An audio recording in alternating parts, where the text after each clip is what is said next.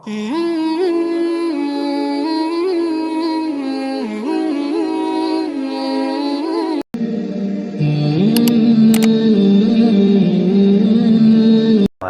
ورحمة الله وبركاته.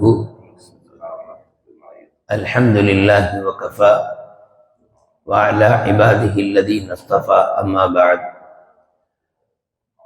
قال الله سبحانه وتعالى في كلامه القديم: ومن يطع الرسول فقد أطاع الله.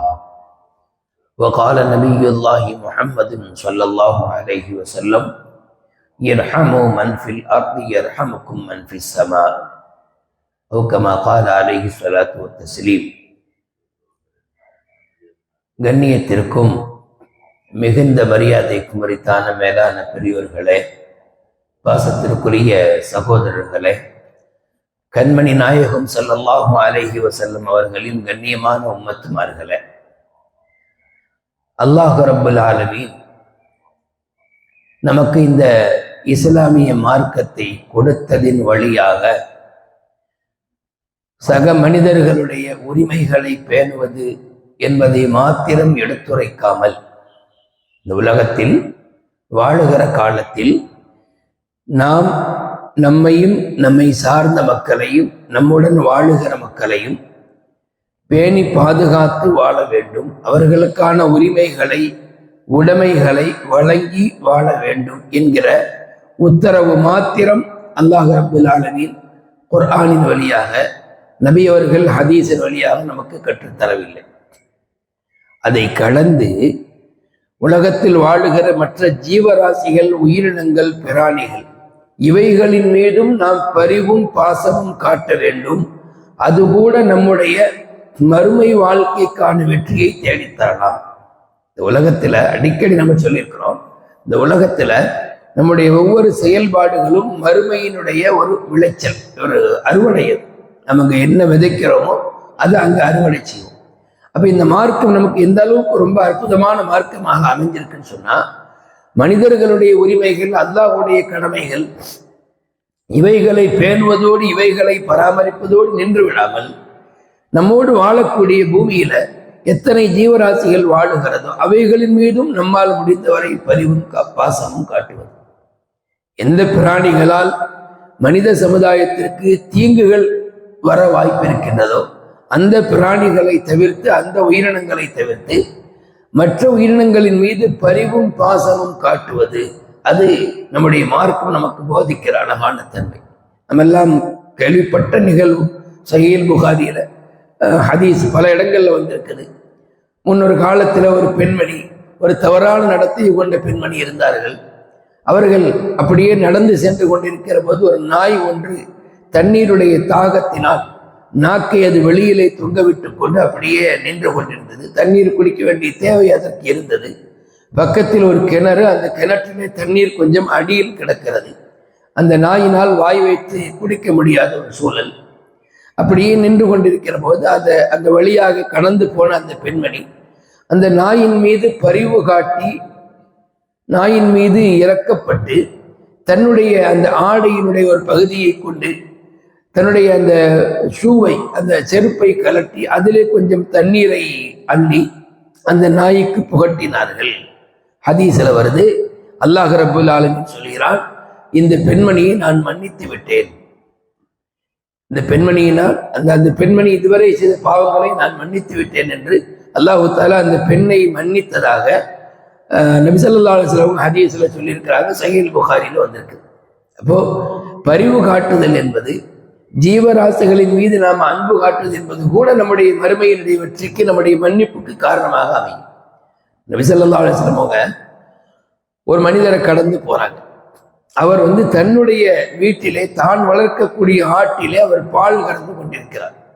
யதார்த்தமாக வீட்டில் உள்ளவங்க ஆடு மாடுகளை வளர்க்கிற போது அதிலிருந்து பால் கறப்பதில் அவர்கள் கொஞ்சம் அதிகமாகத்தான் கறப்பார்கள். யதார்த்தமா. அதுவும் பால் வியாபாரம் செய்யக்கூடியவர்களை பற்றி நாம் சொல்ல வேண்டியதில்லை. அந்த சஹாபி பால் கறந்து கொண்டிருக்கிறார். இப்ப நபி அவங்க கடந்து போகும்போது சொன்னாங்க, ஐ ஃபுலான் அபுகி லி வலதிஹா, அந்த ஆட்டினுடைய குட்டிகளுக்கு கொஞ்சம் அதிலே பாலை மிச்சம் வை அப்படின்னு சொல்லிட்டு போறாங்க. அபுகை லி வலதிஹா, இந்த ஆட்டினுடைய குட்டிகளுக்கு நீ கொஞ்சம் பாலை மிச்சம் வை. ஏனெனில் அந்த ஆடு என்பது மற்ற பிராணிகளிலேயே தன் குட்டிகளை பராமரிப்பதிலே ரொம்ப நல்லதொரு பிராணி என்று நபி ஸல்லல்லாஹு அலைஹி வஸல்லம் சர்டிபிகேட் கொடுத்தார். அபர்ன்னு சொன்னா பெற்றோரை பிள்ளைகள் பாதுகாப்பது, பிள்ளைகளை பெற்றோர்கள் வளர்த்தாராப்பது சம்பந்தப்பட்ட விஷயம். அப்ப நபி அவங்க அந்த வார்த்தையை பயன்படுத்தி சொல்றாங்க, அந்த ஆடு என்பது மற்ற பிராணிகளிலேயே தன்னுடைய குட்டிகளை வளர்ப்பதிலே ஒரு நல்ல விசாலமான குணம் கொண்ட பிராணி என்று நான் சொன்னார். அப்போ இந்த ஹதீஸை வைத்து பார்க்கிற போது ஒரு மனிதர் அவர் வளர்க்கிற பிராணியிலிருந்து பாலை கறந்து அதை வியாபாரமாகவே செய்தாலும் கூட, ஒரு மனிதர் அவர் வளர்க்கிற அந்த பிராணியிலிருந்து பாலை கறந்து வியாபாரமாகவே செய்தாலும் கூட கொஞ்சம் அந்த ஆட்டு குட்டிகள், அந்த மாட்டினுடைய அந்த கன்றுகள், இவைகளுக்கும் அதிலே கொஞ்சம் பாலை மிச்சம் வைக்க வேண்டும். அது ஒரு ஜீவ காருண்யம். அது ஒரு நம்ம பிராணிகள் மீது காட்டுகிற பரிவு. நபி அவங்க இப்படி வளர்த்தாங்கல்ல, சஹாபாக்களை இப்படி சொன்னாங்கல்ல, சஹாபாக்கள் அது போலவே வளர்ந்தார்கள். ஏன்னா அல்லாஹ் குர்ஆன்ல சொல்வான், ரசூலுக்கு வழிபட்டவர் அல்லாஹ்வை வழிபட்டவராக ஆகிறார். சஹாபாக்கள் ரசூலுக்கு அப்படியே கட்டுப்பட்டார்கள். அந்த வகையில் அவர்கள் அல்லாஹ்வுடைய அந்த அடிபணிதலுக்கும் உள்ளானார்கள், அல்லாஹ்வுடைய பொருத்தத்தையும் பெற்றார்கள். பின்பொரு காலம் உமர் ரலியல்லாஹுடைய ஆட்சி, பைத்துல் முகத்தஸ் என்று இருக்கக்கூடிய அந்த ஜெருசலம், பைத்துல் முகத்தஸ் வெற்றி கொள்ளப்பட்டுச்சு பலஸ்தீன்.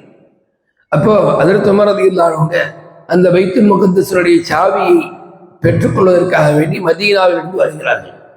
உமர் ரலியல்லாஹு இதை தவிர வேற எங்கேயும் பயணமே போனதில்லை. Medina to Mecca, Mecca to Medina. ஒரு முறை ஷாமுக்கு இந்த சாவியை கைப்பற்றுவதற்காக வேண்டி சென்ற அந்த பயணம். அப்ப போகும்போது ஒரு பிராணியில் அமர்ந்து போகிறார். அவர் இருந்தது ஒரே ஒரு ஒட்டகம் தான் இருந்துச்சு.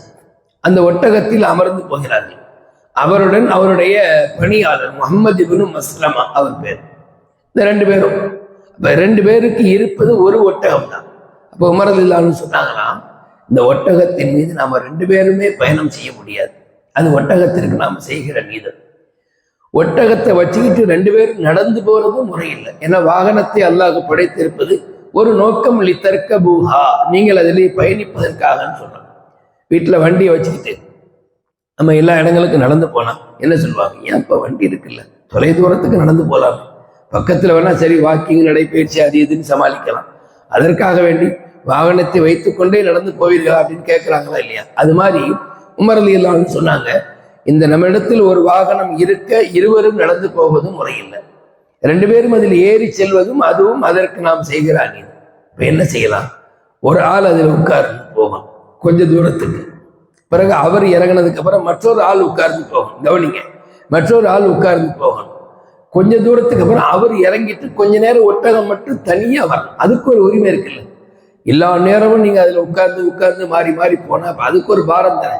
வெளிப்படையில பார்த்தா நாங்க ரெண்டு பேரும் பயணிக்கல, ஒரு ஆள் மட்டும்தானே பயணிக்கிறோம் அப்படின்னு நமக்கு விளங்குது. ஆனால் ஹதீஸ்கள் எப்படி எழுதுறாங்க, உமர் ரலியல்லாஹு எப்படி சொன்னாங்களா, மூணாவது கட்டம் அது சும்மா வரட்டும், கொஞ்சம் தூரம், அதுக்கு ஒரு ராகத்து கிடைக்கட்டும். இப்படியே அவர்கள் பைத்துல் முகத்தஸை சென்றடைந்தார்கள் என்று வரலாறு பேசுகிறது. எங்க இருந்து, மதீனாவிலிருந்து மாறி மாறி அமர்ந்து கொஞ்சம் அந்த ஒட்டகத்திற்கும் ஓய்வு கொடுத்து, இவர்கள் கொஞ்ச நேரம் அமரும் போது அவங்க நடந்து வர்றாங்க, அவர்கள் அமர்ந்திருக்கும் போது இவங்க நடந்து போறாங்க. மூன்றாவது ஒரு கட்டம் வரும்போது அது மட்டும் நடந்து வருது ஒட்டகம், இவங்க ரெண்டு பேரும் அப்படி ஆளுக்கு ஒரு பக்கமாக நடந்து போறாங்க. இப்ப இப்படிதான் சஹாபாக்கள் பிராணிகளின் மீது, ஜீவராசிகளின் மீது பரிவு காட்டினார்கள். அதன் மூலமாக அல்லாஹ்வுடைய பொருத்தத்தையும் பெற்றார்கள். இந்த நிகழ்வெல்லாம் நமக்கு எதை உணர்த்ததுன்னா, இந்த உலகத்திற்கு நாம மனித உரிமைகளை மாத்திரம் போதிக்கவில்லை, மாறாக உயிரினங்களோடு ஜீவராசிகளோடு நாம நடக்க வேண்டிய, அவைகளுக்கு கொடுக்க வேண்டிய அந்த உரிமைகளையும் நாம உலகத்திற்கு கற்றுக் கொடுத்திருக்கிறோம். நம்முடைய மார்க்கம் உலகத்திற்கு அதையும் கற்றுக் கொடுத்துள்ளது. ஆனால் இன்னைக்கு நம்மளை பார்க்கிறவங்க என்ன, இந்த ஆட்கள் முஸ்லிம்கள் ஒரு மனித உயிர்கள் மீது ஒரு அக்கறையே இல்லையே, மனித உயிர்கள் மீது கொஞ்சமும் இரக்கம் இல்லையே என்றெல்லாம் மனித உரிமைகளை நமக்கு தெரியாதது போல பேசிக்கொண்டு வருகிறார்கள்.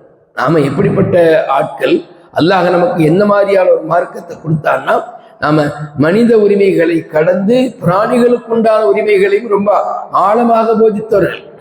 ஒரு பயணத்திலிருந்து வரும்போது நபி ஸல்லல்லாஹு அலைஹி வஸல்லம் அந்த பயணத்தில் போகல, ஒரு போரிலிருந்து ரிட்டர்ன் வரும்போது வெள்ளத்துல சஹாபாக்கள் தங்கியிருந்தாங்க.